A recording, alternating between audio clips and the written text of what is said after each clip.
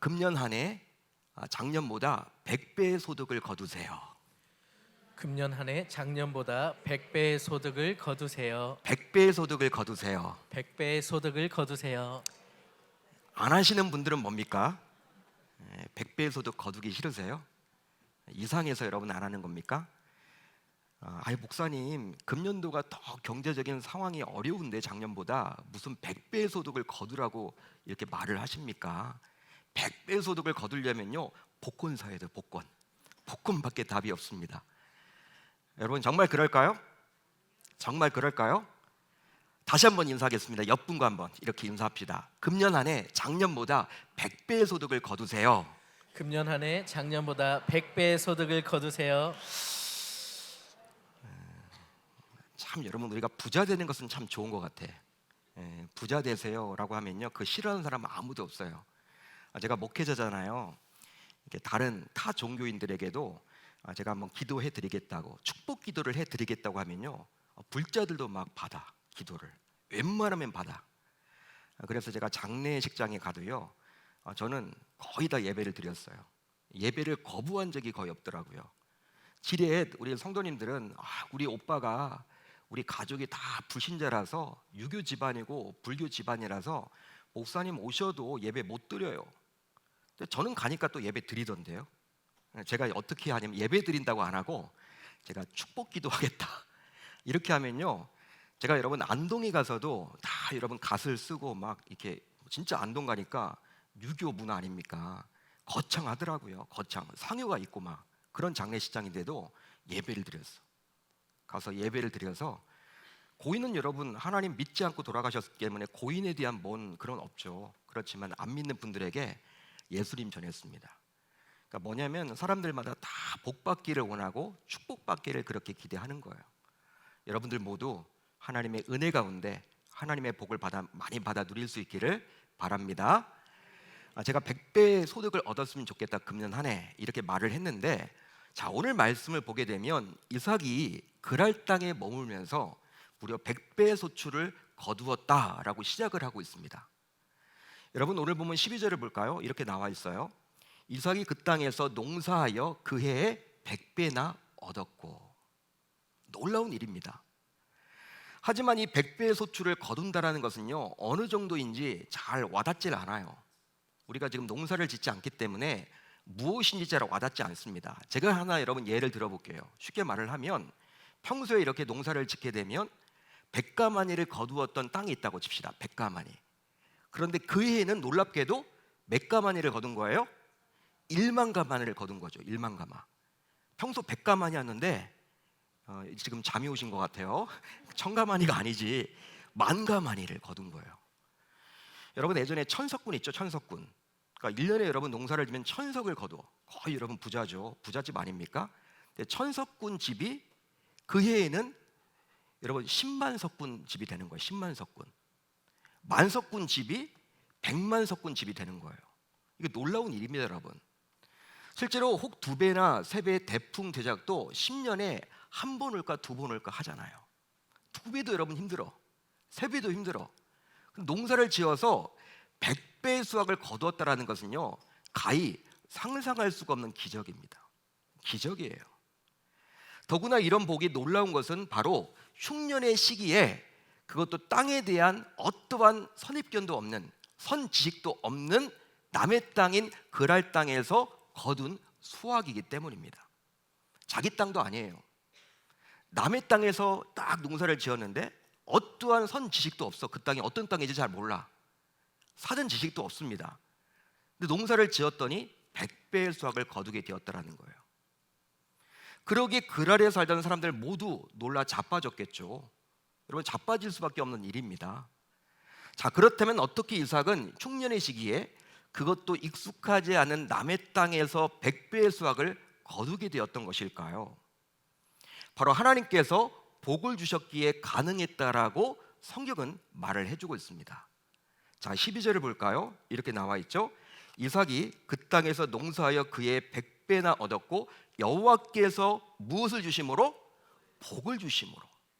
그러니까 하나님이 해주셨다라는 거예요. 하지만 이삭은 하나님께서 자신을 축복하셨음을 자기는 잘 알아.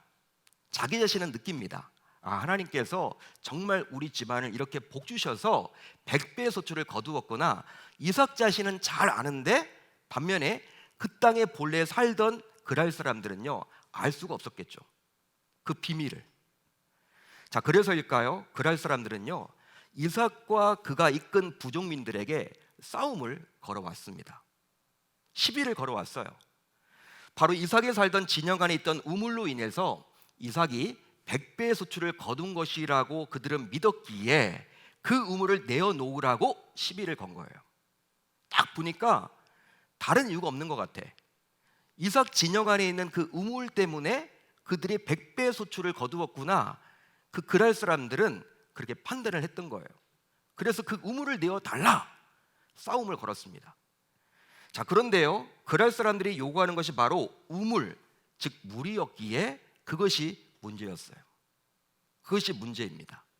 다른 것이 아니라 우물이기 때문에 문제인 거예요.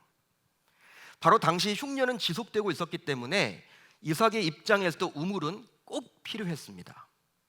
여러분, 물이 필요하죠. 흉년의 시기 아닙니까? 가뭄의 시기 아닙니까? 그 우물이기 때문에 문제가 되는 거예요. 다른 것들을 달라고 하면요, 줘버리면 돼. 근데 우물이기 때문에 문제가 되는 거예요. 따라서 이삭의 입장에서는 이 우물을 지켜야만 할까요? 그게 아니면 내어주어야만 할까요? 여러분들이 답을 한번 해보세요. 지켜야만 합니까? 내어줘야만 합니까? 여러분들 가운데 혹시 광야 지역을 여행한 분들이 계실지 모르겠어요. 광야 지역. 희한한 취미를 가지신 분들은요, 광야를 여러분 여행하는 분들도 있습니다. 실제 제가 알고 있는 어떤 목사님은 남들이 잘 다니지 않은 방식으로 성지순례를 다녀오셨어요. 보통 성지순례를 가게 되면 차를 타고 다니죠. 근데 이분은 차를 타고 다니는 것이 아니라 차도 탈 때가 있지만 대부분 걸어 다녔대요. 걸어서 다 보는 거예요. 지켜보는 거예요. 이 마을에서 저 마을을 갈 때도 차를 타지 않고, 차를 타면 금방 가는데 걸어 다니는 거예요. 여러분, 그렇기에 하루는 목사님 일행과 현지 가이드는 광야를 걷게 되었다고 합니다. 광야. 그런데 가이드는 정확하게 얼마 정도 걸어야 하는지 알려주지 않아요. 알려주면 좋겠죠. 여러분, 현지 가이드니까 다 알 거 아닙니까? 어느 정도 걸어가면 어떤 마을이 도착한다 충분히 알려줄 수 있는데 빙긋이 웃으면서 그냥 조금만 더 걸으면 된다, 이런 식으로 그냥 이야기를 했던 거예요. 여러분, 그러다 보니까 목사님이 처음엔 그 목사님 일행이 이제 더우니까 이 광야 지역 아닙니까? 물을 마실 때 물 한 병을 여러분 다 주고 이렇게 출발을 했는데 그 물병을 여러분 마실 때 처음에는 그냥 여러분 그냥 목을 다 그냥 적실 정도로 그냥 물을 여러분 그냥 마셨대요. 먹고 싶은 만큼 자기가 마신 거야. 근데 여러분, 이제 가이드가 얼마 남지 않았다 이런 이야기를 해주지 않다 보니까 나중에 덜컥 겁이 나더래요. 왜? 여러분, 이 물병 안에 물이 얼마 없는 거예요. 자기가 이제 몇 시간 할 수도 있는데. 여러분, 그런 상황 속에서 이제 물을 마실 때는요, 그냥 혀만 적시고 입술만 적시는 그런 식으로 보냈다라는 이야기를 제가 들었습니다. 왜냐하면 광야를 자기가 걸어보니까 진짜 물이 곧 생명이더래요. 그러니까 우리가 여러분 물 부족 국가임에도 불구하고 우리는 풍족하게 이렇게 여러분 물을 마시잖아요. 이렇게 여러분 물을 마시는데 광야에 가면요, 물을 여러분 마실 수가 없어. 마실 수가 없어. 여러분, 물이 얼마나 귀한지 그 목사님이 그 광야에서 깨달았다, 그 이야기를 저에게 해주셨어요. 그러기에 당시 이삭은 그랄 사람들에게 다른 것들은 몰라도 이 우물만큼은 내어줘서는 결코 아니 돼요. 내어줄 수 없습니다. 아니, 내어줘서는 결코 아니 돼요. 여러분, 만일 우물을 내어준다면 이삭과 그의 일행은 치명적인 결과를 만날 수도 있겠죠. 그 이유는 바로 다음과 같은데요. 우선 흉년의 시기였던 그 시절, 그곳에서 물을 대신할 수 있는 것은 아무것도 없기 때문입니다. 금덩이를 가져다 준다 해도 물을 여러분 살 수가 없어요. 금덩이는 아무 필요가 없어. 물을 대신할 수가 없습니다. 그 광야 시절, 그리고 그곳은 지금 흉년의 시기였기 때문에 실제 여러분 값비싼 이 기름을 준다고 하더라도요, 물을 대신할 수 없습니다. 지금 터키가 그런 나라라잖아요. 터키가 여러분 석유가 나거든요. 가스도 나거든요. 근데 그 가스와 여러분 기름이 아무 소용이 없어. 생필품이 필요해. 생필품이. 물이 필요해. 물이 그만큼 귀한 거예요. 기름이 아무리 비싸더라도 그것이 물을 대신할 수 없다라는 것입니다. 여러분 뭐 흉년인데 뭘 어떻게 대신 사고 뭐 그런 거 안 되잖아요. 자기가 여러분 파서 먹어야 되는 건데 그 우물을. 그러니까 여러분 대신할 수가 없는 거예요. 너무나 귀한 게 바로 우물이고 물이죠.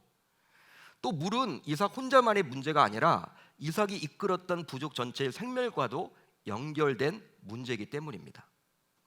따라서 이삭이 자신의 부족원들에게 우물을 내어주자고 제안했을 때 어떤 부족원들이 과연 그 제안에 순수히 따를 수 있단 말입니까? 당시 이삭이 이끌었던 캠프 안에는 갓난 아이부터 노인까지 다 있었어요. 또 가축들도 상당히 많았습니다. 그렇기 때문에 순수히 내어주자고 이삭이 제안을 했을 때 자칫 잘못하면요 폭력이 일어나요. 소요가 일어나요. 그 부족원들 사이에서. 여러분 누가 여러분 물을 주자고 하면요 그 왜 주냐 이거를 우리도 먹고 살아야 되는데 우리도 지금 힘든데 충분히 여러분 그런 이야기 듣겠죠. 리더십이 여러분 파괴될 수가 있습니다. 지금까지 이끌어왔던 이삭의 리더십이 문제가 생길 수도 있다는 거예요. 또 이삭이 우물을 순수히 내어주었을 때 그랄 사람들뿐만 아니라 주변 다른 부족들이 얼마나 이삭과 그의 부족을 우습게 여겼겠습니까? 당시는 적자생존의 시대, 약육강신의 시대였기 때문에 이삭이 이런 약한 모습을 보이면요 앞으로 살아갈 길이 막막해져요. 남들이 다 무시해버려. 항상 빼앗기는 자구나 그렇게 무시하기 일쑤입니다. 마지막으로 이삭이 우물을 내어준다고 해도 이삭이 새로운 우물을 다시 얻는다라는 보장이 없어요. 자기 여러분 족속도 먹어야 되는데 마셔야 되는데 우물을 새로 판다고 해서 그게 물이 나온다라고 보장이 될 수 없습니다. 따라서 이런저런 이유를 보더라도 당시 이삭은 생명을 걸고 이 우물을 반드시 지켜야만 해요. 즉 목숨을 걸고 이 우물을 내어줘서는 결코 아니 됩니다. 목숨을 걸더라도 줘서는 안 돼요. 자기가 쟁취하고 가져야 돼요. 빼앗기면 안 되는 거예요. 이 우물만큼은. 하지만 이삭이 맞이한 현실은 당시 어땠을까요? 바로 그랄 사람들, 즉 그들이 블레셋 사람들인데 그들이 계속해서 이삭에게 우물을 내어달라고 요구를 하고 있으니 이런 그들의 강압적인 행동은 이삭으로 하여금 견딜 수 없는 고통이었겠죠. 여러분 왜 그러지 않겠습니까? 즉 우물을 내어주자니 자신과 부족들의 생명이 위태로워요. 실제 줘서는 안 될 것 같아. 자기 자신도 그렇게 느껴져. 왜? 지금 아직 흉년이 끝난 게 아니야. 예? 또 여러분 당시에 살던 곳이 광야입니다. 그렇기 때문에 물은 생명과도 같아. 주자니 자기가 죽을 것 같아. 자기 부족원들이 다 죽을 것 같아. 가족들이 죽을 것만 같아. 그런데 또 안 주자니 그들과 맞서 계속해서 싸워야만 했기 때문에 이삭은 너무나도 힘든 나라를 당시 보냈겠죠. 여러분 그런 상황을 계속 보낼 수밖에 없었겠죠. 자 그러다 보니 이삭은 자신을 바라보는 사람들의 눈빛이 너무나도 무서웠습니다. 이게 어떤 말이냐? 블레셋 사람들은 어서 내어놓으라는 공포의 시선을 보내는 거예요. 이삭을 쳐다보면서 야 빨리 내놔. 공포의 시선을 보내고 있고 또 자기 부족원들은 내어주기만 해봐라. 협박의 시선을 보내고 있으니 당시 이삭은요 이러지도 못하고 저러지도 못하는 사람들을 여러분 쳐다보지도 못하는 그런 형편이었습니다. 따라서 당시 이삭은 어느 곳에도 눈을 둘 수가 없었겠죠. 그래서일까요? 이제 시간이 갈수록 이삭은 온몸이 타들어가는 고통을 느꼈습니다. 당시 그리했다라는 거예요. 시간이 갈수록 이삭은 온몸이 타들어가는 고통을 느꼈고요. 즉 하루하루 힘든 나날을 보낼 수밖에 없었습니다. 하지만 그런 상황 속에서도 이삭은 그냥 주저앉아 있을 수만은 없었어요. 그래서 이삭은 블레셋 사람들과 불편한 관계를 지속하지 않도록 결단하게 되었는데요. 자, 어떤 결단을 하게 되었습니까? 바로 이삭은 그들과 화목하기 위해서 그들에게 우물을 내어주기로 작정합니다. 그들과 화목하기 위해서 그들에게 우물을 내어주기로 작정했어요. 한마디로 이삭은 화목을 위해서 자신의 모든 것을 내려놓은 거예요. 심지어 자신의 생명까지도, 심지어 자신의 가족들의 생명들까지도. 왜? 화목하기 위해서. 그러기 위해서 이삭은 화목을 위해서 그동안 블레셋 사람들이 자신과 자신의 부족원들에게 베풀어 주셨던 그 은혜를 떠올렸습니다. 실제 여러분 1년 전에 흉년을 피해서 그랄 땅으로 와서 이삭과 부족원들이 살게 되었을 때, 그랄 땅에 살게 되었을 때 그랄 사람들이요 땅도 불어를 해 주었어. 이삭과 그 일행들에게. 그리고 먹을 것도 여러분 일부 갖다 주었습니다. 잘 호의를 베풀었습니다. 이렇게 블레셋 사람들이 자신들에게 베풀어준 호의를 이삭은 기억했던 거예요. 그뿐 아닙니다. 또 이삭은 그 화목을 끝까지 지켰는데요, 그는 말씀을 보게 되면 첫 우물도 화목을 위해서 내어주었죠. 그뿐 아니라 두 번째 우물도 화목을 위해서 내어주었습니다. 이것은 무엇이냐면 끝까지 우물을 내어주겠다라는 이삭의 일종의 결연한 모습이라고 볼 수 있는 거예요. 결의라고 볼 수 있는 것이죠. 내가 끝까지 화목을 지키겠다. 어떤 일이 있어도 그들과 화목하겠다. 즉 결코 쉽지 않지만 이삭은 자신이 먼저 화목을 깨트리지는 않았습니다. 자신의 편에서 먼저 화목을 깨트리지는 않겠다라는 거예요. 또 이삭은 자기 부족원들과도 화목했는데요, 여러분 블레셋 사람들만 화목하면 뭐합니까? 이삭이 여러분 그랄 사람들과는 화목하면 뭐예요? 자기 식구들과 불화가 끼치면요, 그건 여러분 잘못된 화목이겠죠. 뭘 위한 화목이겠습니까? 그런데 오늘 말씀을 보게 되면 이삭은 자신의 부족원들과도 화목을 했어요. 그러기 위해서 우물을 블레셋 사람들에게 내어주었지만 자기 부족원들을 위해서 또 다른 우물을 팠습니다. 말씀을 보게 되면 이런 이삭의 모습은 바로 블레셋 사람들뿐만 아니라 자신의 부족원들과도 화목하고자 했기 때문이죠. 자, 그래서일까요? 이삭이 화목을 위해서 목숨을 걸고 블레셋 사람들에게 우물을 내어주었을 때 하나님께서는 이삭과 그의 일행을 주목하셨습니다. 하나님의 주목하셨다라는 거예요. 그 결과 하나님께서는 블레셋과 화목하려고 하는 이삭의 심정을 보시고 그와 함께 하셨습니다. 그리했기에 하나님께서는 그가 우물을 내어줄 때마다 놀랍게도 또 다른 우물을 준비하셔서 그에게 주셨다라는 거예요. 실제 여러분 우물을 팔 때마다 우물이 나온다는 것은요 기적이죠. 그거 여러분 쉬운 일입니까? 100개 파면요 한두 개 나오겠지. 근데 그게 아니야. 이삭은 하나님이 다 준비를 해주신 거예요. 하나님이 그렇게 다 해주신 거예요. 또 하나님께서는 그가 우물을 내어줄 때 블레셋 사람들의 마음을 어루만져서 더 이상 분쟁과 시비가 없도록 막아주셨어요. 싸움이 일어나지 않도록 하나님이 블레셋 사람들의 마음까지도 움직여 주셨다라는 거예요. 심지어 26절 이하를 보세요. 오늘 말씀 26절 이하를 보게 되면 블레셋의 왕이었던 아비멜렉과 그의 군대 장관인 비손이 그랄 땅을 떠난 이삭을 찾아와서 앞으로 좋은 관계를 맺자며 요구함으로 결국 하나님의 사람이 승리하게 된다는 그 사실을 만천하에 보여주고 있습니다. 그랄 땅을 떠났거든요, 이삭 일행이.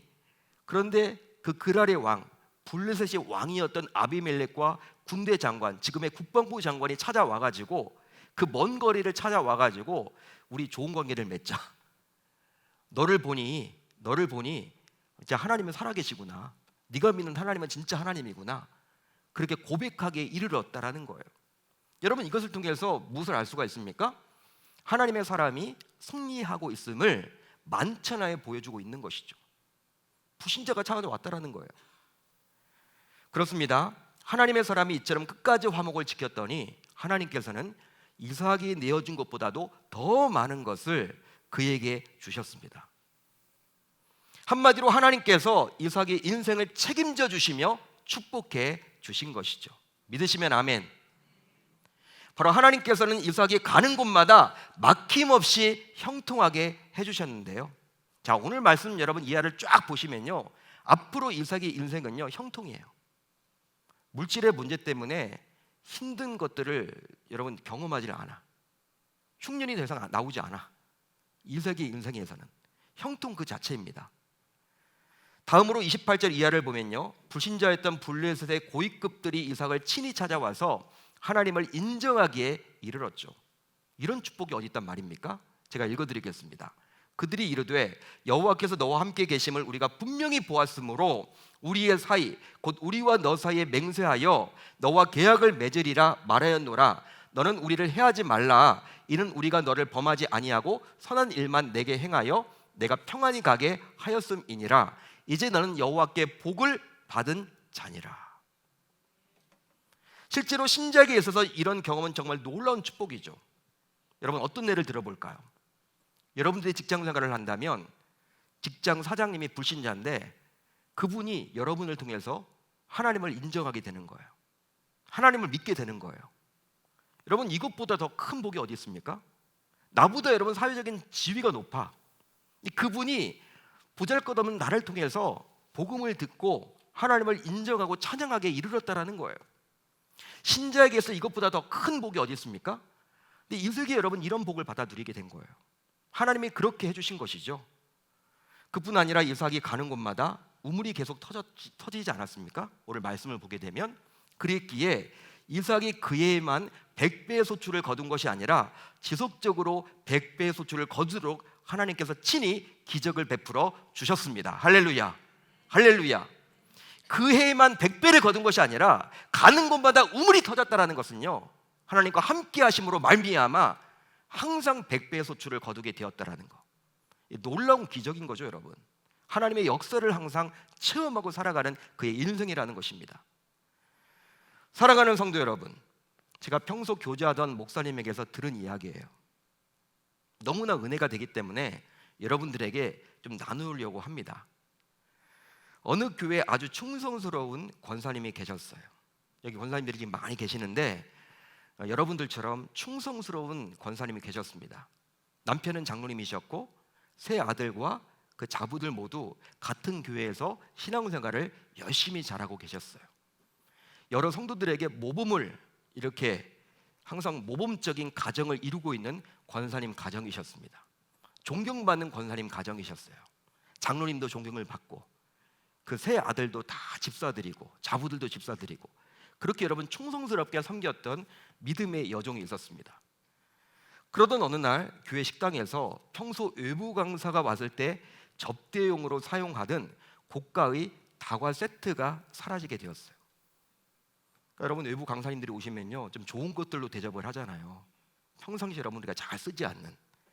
근데 고가의 다과 세트가 사라진 거예요. 그런데 소문에 의하면 이 권사님이 그날 그 식당에서 나오는 모습을 본 사람이 있다라는 소문이 돌기 시작한 거예요. 교회 내에서. 그러면서 아무개 권사님 하면서 그 권사님의 이름이 성도들의 입에 오르게 된 것입니다. 그 이후 권사님은 여지없이 도둑으로 몰리게 되었죠. 도둑으로 몰리게 된 거예요. 그런데 그 권사님은 일체 아무런 말도 하지 않고 묵묵부답이십니다. 말을 좀 하면 좋은데 그냥 여러분 입 다물고 기도만 하고 있는 거예요. 답답할 정도로. 그러다 보니 남편 장로님도 새 아들도 자부들도 창피해서 교회를 못 가겠다. 엄마 창피해서 내가 교회를 못 가겠다. 어머니 창피합니다. 심지어 장로님도 좀 말을 해봐라. 왜 이렇게 가만히 있느냐. 아니지 않느냐. 좀 입을 열어봐라. 나도 창피해서 대표 기도도 못 하겠다. 여러분 그렇게 이야기를 할 정도였어요. 그렇지만 어찌된 일이 권사님은요 하나님께서 판단하실 일이라며 아무런 그냥 입을 열지 않는 거예요. 그러자 시간이 갈수록 교인들은 권사님을 흉보며 이제 아무도 가까이 하지 아니려는 거예요. 사역도 이제 하지 못하는 거죠. 권사님은 예배만 나오는 거죠. 권사님 이렇게 가는 곳마다 사람들이 다 흉을 보는 거예요. 그러자 목사님마저도 이렇다 저렇다 말이 없는 권사님을 도저히 이해할 수 없다고 마냥 답답해 하셨다라는 거예요. 그렇게 해서 3년의 세월이 흘렀습니다. 3년. 3개월도 아니에요. 3년의 세월이 흘렀대. 3년. 여러분 사람들의 따가운 은총을 받아가면서 3년의 세월이 흘러갔는데요. 그러던 중 이제 교회에 부흥회가 열리게 되었어요. 강사 목사님이 마지막 날 여러분 철저하게 하나님 앞에 회개하십시오. 여러분 강력하게 메시지를 전했고 하나님의 말씀을 전했고 성령이 막 그 가운데 역사가 일어나서 막 여러분 통성기도를 하는 도중에 한 여자 성도님이 일어나더니 펑펑 울면서 이 강단 앞으로 나오는 거예요. 여러분 이제 사람들이 다 쳐다보죠. 기도하다가 여러분 다 눈을 뜨고 다 쳐다보는 거예요. 이거 뭔가? 여러분 대성통곡을 하는 거예요. 그 앞에서. 여러분 그러다가 울먹이면서 이제 말문을 열었는데 이 여인이 그 순간 교회 분위기는요 찬물을 끼얹듯 너무 조용하고 또 엄숙하기까지 했답니다. 엄숙하게 된 거예요. 사람들이 다 쳐다보는 거죠. 그런 분위기. 이 여인은 3년 전 너무나도 어려워서 형편이 먹고 살기가 힘들어서 교회 식당에 가서 뭐 먹을 것이 없나 이렇게 보다가 이렇게 고가의 다과 세트를 보고 그가 주인 줄도 아면서 그걸 훔친 거예요. 이 여인이 훔쳐간 거예요. 팔아먹으려고. 너무 배고프니까. 그게 주인 줄도 알면서. 그러면서 권사님이 도둑으로 몰리고 교회가 시끄럽게 되었지만 도저히 말할 용기가 나지 않았다라는 거예요. 나설 수가 없었다라는 거야. 너무 일이 커지다 보니까 자기는 그렇게 될지를 모르겠다. 그렇게 될 일이라고 생각을 하지 못했다라고 고백하기에 이르렀어요. 그때 부흥에 참석했던 모든 성도들은 이제 이 권사님을 주목하게 되었다고 합니다. 그 자리에 있던 권사님이 그 자리에 일어나더니 그 여인이 가져간 것을 짐작하고는 있었다라는 거예요. 권사님은 누군지 알았다라는 것이죠. 그럼에도 불구하고 처음 교회에 출석한 지 얼마 안 된 이 여인과 교인들이 화목하게 지내도록 하기 위해서 자신이 뒤집어쓰고 하나님께 기도만 했노라고 고백하기에 이르렀습니다. 우리 권사님들은 과연 그렇게 할 수 있을까요?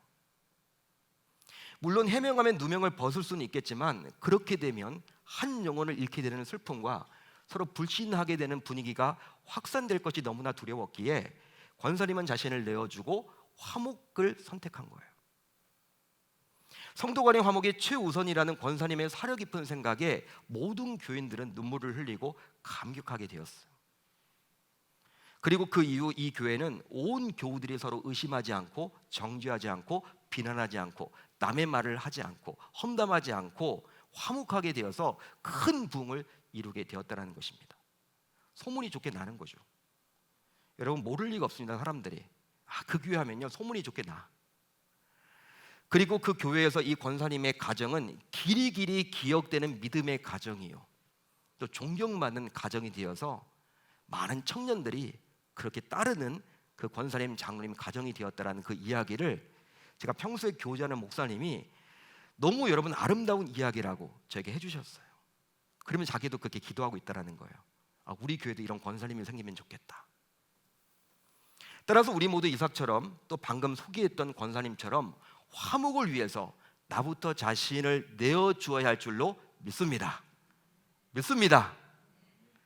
그러기에 이 시간 우리 모두 화목해 봅시다. 그렇게 할 때 우리 교회도 화목한 교회가 될 줄로 믿습니다. 나부터 시작되는 거예요. 그러기 위해서는 우리 모두 우선 나부터 운동에 힘쓰시면 좋겠어요. 한번 따라하겠습니다. 나부터 운동. 나부터 운동. 이 나부터 운동은 바로 미인대칭 운동이라고 할 수 있습니다. 미인대칭 들어보셨죠? 미가 무엇입니까? 미소를 짓는 거예요. 미소 짓는 운동. 여러분들이 화난 척 잊지 마시고 항상 여러분 웃으세요. 미소. 그리고 여러분 소가 무엇입니까? 미인이 뭡니까? 인이 뭡니까? 인사를 먼저 하는 거예요. 나부터 인사를 하는 거예요. 인사하는 거. 대는 무엇입니까? 미인 대칭이자 대는 뭡니까? 대화를 신청하는 거예요. 나부터 다가가서 대화하는 거예요. 칭이 무엇입니까? 칭찬하는 거. 이게 미인재칭 운동입니다. 미가 뭐라고요? 미소를 여러분 짓는 거예요. 미소를 짓는 거. 여러분 인이 뭡니까? 인사 잘하는 거. 대가 무엇입니까? 대화를 먼저 신청하는 거예요. 칭이 무엇입니까? 칭찬하는 거. 즉 미소를 짓고 인사를 하고 대화를 신청하고 칭찬하는 거. 따라서 우선 나부터 활짝 한번 웃어보시면 좋을 것 같아요. 여러분 활짝 한번 웃으세요. 옆분을 바라보시면서 활짝 웃어보세요. 활짝. 쑥스러워하지 마시고 한번 웃어보세요.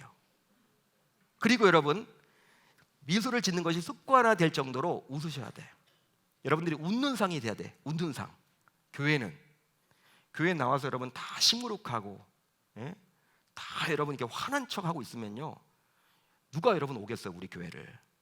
새가족들이 왔다가도 야, 이 교회는 있어서는 안 되겠다, 도망치지, 정착을 안 하지, 그 다음 주부터 안 오지. 여러분, 웃음이 여러분 있는 교회, 인상이 좋은 교회, 미소를 짓는 교회가 되어야 하겠죠. 그리고 여러분, 나부터 인사하세요. 옆 분과 한번 인사합시다. 안녕하세요. 안녕하세요. 안녕하세요 집사님, 안녕하세요 권사님, 안녕하세요 장로님. 여러분, 교회에 나오면요 무조건 인사하셔야 돼. 무조건. 몰라도 여러분 인상이 미쳤다라고 할 정도로 인사해야 돼. 저 사람 약간 이렇게 됐나 봐, 이렇게 할 정도로 먼저 다가가서, 내가 뭐 나이가 많은데, 교회에서 여러분 나이를 찾으시면 안 돼요. 하나님보다 나이 많으세요? 아니시잖아. 교회에서는 여러분 나이 찾는 곳이 아니라니까. 어린 아이들에게도 먼저 가서 인사해야 돼. 청년들이 여러분 인사 안 한다, 고등부 애들이 인사를 한다 그러잖아요. 우리가 가서 먼저 인사하면 걔들이 쑥스러워서 나중에 인사해. 예? 그러니까 여러분 인사해야 돼. 다시 한번 옆 분 가면 인사하겠습니다. 안녕하세요, 안녕하세요, 안녕하세요, 안녕하세요. 안녕하세요. 안녕하세요. 그리고 나부터 이제 대화를 신청하는 거예요. 나부터 대화. 누가 다가오겠지. 내가 그래도 이 교회 몇십 년 다녔는데, 내가 그래도 권사인데, 내 나이가 지금 몇인데. 여러분, 그게 아니에요. 교회는 여러분들 우리가 높아지기 위해 다니는 게 아니죠. 낮아지기 위해 다니는 거잖아요. 그러니까 새가족들에게 먼저 여러분들이 다가가셔서 인사하세요. 여러분, 어린 아이들에게도, 청년들에게도 먼저 다가가셔서 말을 걸어주세요. 말을 걸어주세요. 우리 권사님들이 그렇게 하시면 좋을 것 같아. 우리 교회 금방 붕될 것 같아. 그리고 나부터 칭찬합시다. 나부터 칭찬. 칭찬을 받으려고만 하지 마시고, 아우 집사님 머리를 어디서 하셨어? 나도 거기 가고 싶네. 한 10년은 젊어지시는 것 같아. 그 옷 어디서 하셨어? 목사님 넥타이 너무 좋네요. 예? 식당에서 여러분 밥을 먹으면요 무조건 칭찬이야. 밥이 너무 맛있어 우리 교회. 어떻게 정말 이렇게 갈수록 밥맛이 좋은지 몰라. 내가 살찌게해서 그렇게 해. 여러분, 이렇게 정말 칭찬하는 거예요 교회에. 여러분, 이 운동을 남이 아니라 바로 나부터 시작할 때, 남이 아니라 나부터 시작할 때 우리 교회는 화목한 사람들로 넘쳐나게 되어서 결국 주변에 소문이 좋게 나게 될 줄로 믿습니다. 부흥하는 교회의 특징은요, 인사를 잘해요. 교회는 인사만 잘해도 부흥되는 거예요. 새가족들이 왔을 때 여러분, 어두운 교회 나 같아도 다니고 싶지 않을 것 같아. 밝은 교회, 웃음이 있는 교회, 활짝 먼저 다가가는 교회, 인사하는 교회, 인사를 받으려고 하는 교회가 아니라, 그런 교회는 여러분 부흥돼요. 여러분, 이제 재개발 재건축 우리 교회는 앞두고 있잖아요. 주변에 다들 여러분 일어나잖아요. 옆에 여러분 막 40층짜리 이제 아파트들이 막 들어선단 말이야. 새가족들이 여러분 한두 번씩은 다 올 텐데 우리가 첫인상이 중요하겠죠. 첫인상이 무조건 여러분 그냥 인사하는 거예요. 인사만 잘해도 교회는 부흥되게 될 줄 믿습니다. 그러니까 전도가 좀 약하면요 인사라도 잘 하시라고요. 나가서 여러분 전도할 생각하지 마시고, 교회 여러분 많은 새가족들이 옵니다. 요즘에도 등록 안 하고 다니는 분들도 많아요. 그분들에게 여러분 인사만 잘해도 그분들이 금방 등록한다니까요. 먼저 여러분들이 이 미인대칭 운동에 힘써 주실 수 있기를 바랍니다. 남이 하는 것이 아니라 나부터 해야 되는 것이죠. 그 결과 나부터 화목하게 힘쓴다면 하나님께서 내 주변에 어둡고 힘든 모든 문제를 환하고 다시 시작할 수 있게끔 해 주시리라 저는 믿습니다. 또 나부터 화목하게 힘쓴다면 나로 인해서 어려운 누군가가 형통하게 될 거예요. 그리고 그 결과 화목하게 힘쓰기를 소망하는 나를 마중물로 하나님께서 사용하여 하나님께서 우리 교회를 화목한 교회가 되게 하여 우리 교회는 새가족들이 넘쳐나게 될 줄 우리 주님의 이름으로 축원합니다. 축원합니다. 여러분, 오늘 말씀은요 화목에 관련된 말씀이에요. 화목. 교회는 여러분들 나부터 여러분 시작해야 돼. 나부터 낮아집시다. 나부터 인사합시다. 나부터 칭찬합시다. 나부터 대화를 먼저 겁시다. 나부터 시작할 때 우리 교회가 밝은 교회요, 아름다운 교회요, 지역사회에 좋은 소문이 나서 많은 사람들을 하나님이 보내주시고 붙여주실 줄 저는 믿어요. 우리 사랑하는 권사님들이 오늘 찬양도 예쁘게 잘하셨는데 정말 나부터 운동에 더욱더 동참하셔서 주일날 누구에게든지 이 미인대칭 운동을 실시해 볼 수 있기를 바랍니다. 그렇게 됨으로 말미암아 우리 교회는 권사님들로 인해서 더욱더 활짝 밝아지고 웃음꽃이 피고 정말 서로 격려하는 교회가 되어서 이 권사님들 때문에 내가 교회 나오고 싶다, 이러한 젊은이들이 많아지는 우리 교회가 될 수 있기를 주님의 이름으로 축원합니다.